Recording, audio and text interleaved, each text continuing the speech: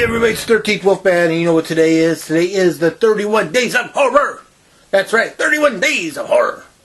Day 15. That's right, today's day 15, and what do you get when you take a disaster movie, cross it with a zombie movie, cross it with a little bit of comedy, and you throw in a 80s, 90s action star? You get Flight of the Dead. That's right, Flight of the Dead. Very simple premise. You got this flight going from the U.S. to Paris. It's a 10-hour flight.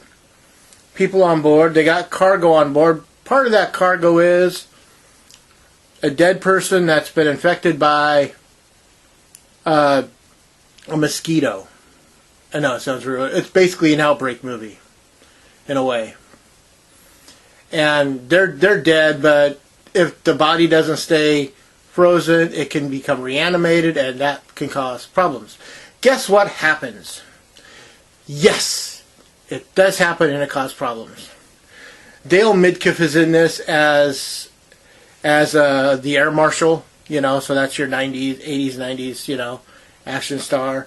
This is a good movie. This is a fun movie. Someone just kind of threw everything at the wall when it came to this, and everything stuck. They go, disaster movie, plane, zombie film, outbreak movie. Let's see how much more stuff we can get, crammed into this film. Who can we get? Dale Midkiff. There you go. I mean, it just works. Some of the characters are very likable. Others are very unlikable. The guy that's in charge, in charge of the dead body, you'll see him like in tons of movies. He always plays the douchebag. It's not him, but in a way, oh man, I can't think of his name. He kind of looks like Vince Scapini, but it's not him. But this guy's like in everything, and he's always like the douchebag bad guy. I think he's even been in like a Bond film. I wouldn't be surprised. He just kind of shows up, and it's this guy here. The writing is just, but I wish they would say who was on the front. But yeah, it's a good time. It's a Flight of the Living Dead.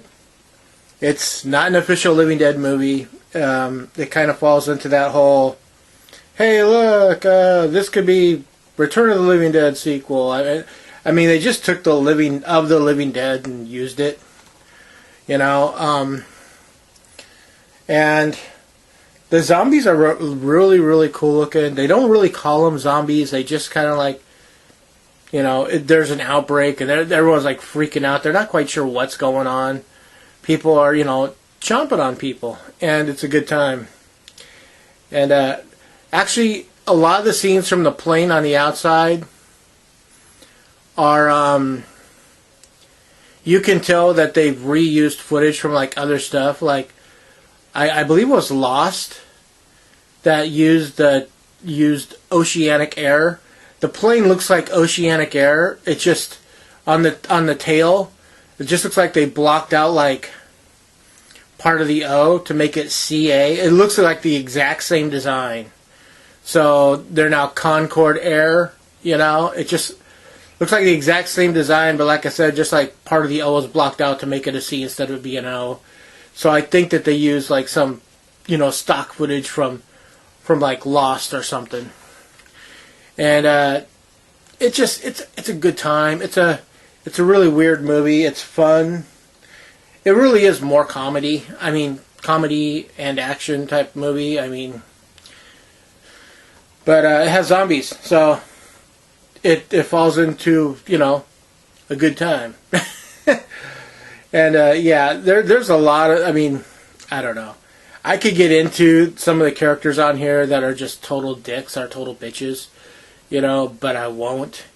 just because I want you to watch this movie and enjoy it for yourself, and you can make your own decision on who's being a dick and who's being a bitch. You know. But yeah, that's it. This is day 15, Flight of the Living Dead. So that's it. Always like, subscribe, share, and comment. I always want to know what you have to say. As always, when you do subscribe, bing that bell and ring that bell. That way you know when I'm putting something new up. As always, I am the 13th Wolfman, and I'm on the prowl.